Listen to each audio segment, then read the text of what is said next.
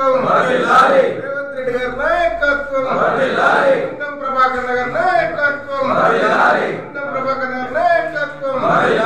జై కాంగ్రెస్, జై కాంగ్రెస్.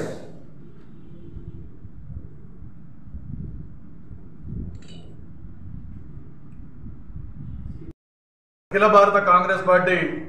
అగ్రనేత రాహుల్ గాంధీ గారు అతి ప్రతిష్టాత్మకంగా తీసుకున్నటువంటి భారత్ జోడో యాత్ర కన్యాకుమారి నుంచి కాశ్మీర్ వరకు చేసినటువంటి పాదయాత్రలో ఈ భారతదేశంలో ప్రతి గ్రామాన్ని ప్రతి ఊరును చుట్టుకుంటూ ఈ చేసినటువంటి భారత్ జోడో పాదయాత్రలో వారు తెలుసుకున్నటువంటి విషయం ఏదైతే బడుగు బలహీన వర్గాలు కులాల వారిగా ఎన్ని కులాలు ఉన్నాయి,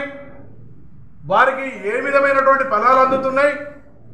అనేటువంటి వారి పూర్తి స్థాయిలో అవగాహన చేసుకొని ఖచ్చితంగా ఈ భారతదేశంలో జనగణతోని కులగణ కూడా జరగాలి. అలా జరుగుతూనే ఎవరి ఎంత ఉందో వారి ఇస్తా అంతా ఉంటుంది, మేమెంతో మా ఇస్తా అంతా అనేటువంటిది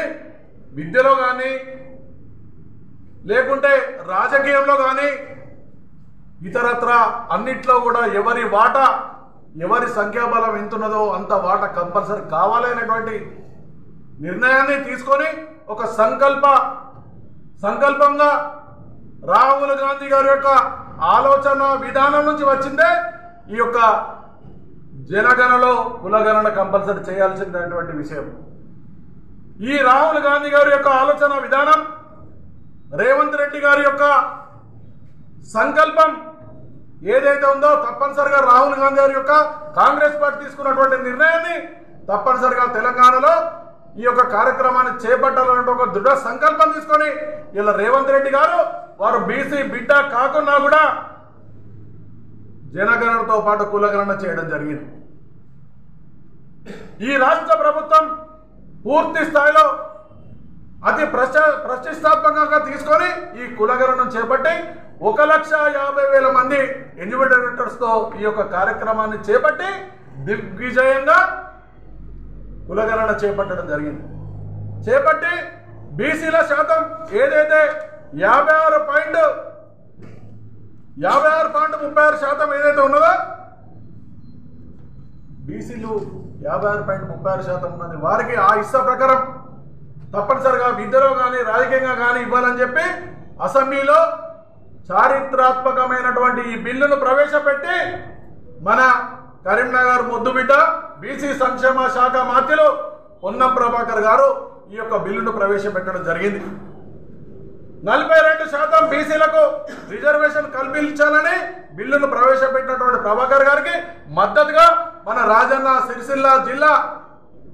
వేములవాడ శాసనసభ్యులు జిల్లా కాంగ్రెస్ అధ్యక్షులు ప్రభుత్వ విప్పు ఆది శ్రీనివాస్ గారికి ఈ యొక్క అసెంబ్లీలో ఈ యొక్క బిల్లును బలపరిచేటువంటి అదృష్టం రావడం అది చారిత్రాత్మకమైనటువంటి కార్యక్రమం. దీనికి అనుగుణంగా ఏదైతే భారతదేశంలో ఉన్నటువంటి కాంగ్రెస్ రాష్ట్ర పాలిత ప్రాంతాలు ఏవైతే ఉన్నాయో కర్ణాటక కానీ తెలంగాణ కానీ ఇవాళ ఈ యొక్క కాంగ్రెస్ పాలిత ప్రాంతాల్లో తప్పనిసరిగా జనగణనతో కులగణన చేపట్టడం జరిగింది. ఈ రిజర్వేషన్ ఇక్కడ అసెంబ్లీలో తీర్మానం చేసిన తర్వాత గట్టిగానే ఊరుకోలే మన ముఖ్యమంత్రి రేవంత్ రెడ్డి గారు కానీ పిసిసి ప్రెసిడెంట్ మహేష్ కుమార్ గౌడ్ గారి ఇతరత్ర ముఖ్యమంత్రి మంత్రులందరూ కలిసి బీసీ సంఘాలను కూడబెట్టి ఢిల్లీలో జంతర్ మంతర్ వద్ద ఈ యొక్క కార్యక్రమాన్ని చేపట్టి తప్పనిసరిగా కేంద్ర ప్రభుత్వం ఈ యొక్క ఏదైతే కులగణనను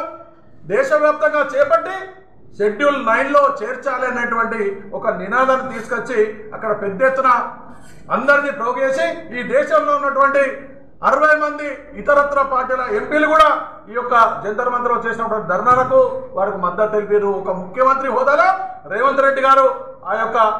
ధర్నాకు వెళ్లి కేంద్రాన్ని తప్పనిసరిగా డిమాండ్ చేయడం జరిగింది. బీసీల ఇస్తేంతో మా ఇస్తేంతో మాకు ఇవ్వాల్సిందే, కేంద్ర ప్రభుత్వం తప్పనిసరిగా ఈ యొక్క అసెంబ్లీ తీర్మానం చేసిందని షెడ్యూల్ 9లో చేపట్టి కేంద్ర ప్రభుత్వం ఆమోదం తెలపాల్సిందే, ఈ భారతదేశంలో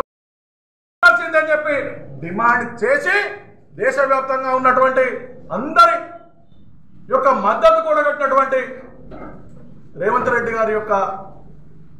ఏదైతే ప్రతిపాదనదో ఇలా రాహుల్ గాంధీ గారి సంకల్పం, రేవంత్ రెడ్డి గారి యొక్క ఆలోచన, అలాగే ఈ రాష్ట్రంలో మొట్టమొదటిగా అసెంబ్లీలో తీర్మానం చేసినటువంటి ఘనత ఒక రోల్ మోడల్గా ఇలా తెలంగాణ అసెంబ్లీలో రేవంత్ రెడ్డి గారు మిగిలారు. వారికి ముఖ్యంగా బీసీ బిడ్డలమైనటువంటి మా అందరి పక్షాన రాహుల్ గాంధీ గారికి, రేవంత్ రెడ్డి గారికి, మహేష్ కుమార్ గౌడ్ గారికి వారందరికీ కృతజ్ఞతాభివందనాలు తెలియజేస్తా ఉన్నాం. ఎప్పుడైతే జంతర్ మంతర్ దగ్గర వివిధ పార్టీల ఎంపీలందరూ కూడా కలిసి ఈ యొక్క తప్పనిసరిగా కులగణన జనగణనతో పాటు కులగణన చేయకపోతే మాకు ఈ యొక్క దేశంలో ప్రజలు ఊరుకునేటువంటిది గమనించి రాహుల్ గాంధీ చేపట్టినటువంటి ఏదైతే సంకల్పం ఉన్నదో అది ప్రజలు భారతదేశ వ్యాప్తంగా పెయింది, ఇయ్యకపోతే మా పరిస్థితి ఘోరంగా ఉంటుందని చెప్పి ఇలా బీజేపీ తప్పనిసరి పరిస్థితుల్లో రాహుల్ గాంధీ గారు ఏదైతే తీసుకున్నటువంటి జనగణనలో కులగణను ఇలా తీర్మానం చేసింది. దానికి రాహుల్ గాంధీ గారు చేపట్టినటువంటి సంకల్పాన్ని గ్రహించి అర్థం చేసుకొని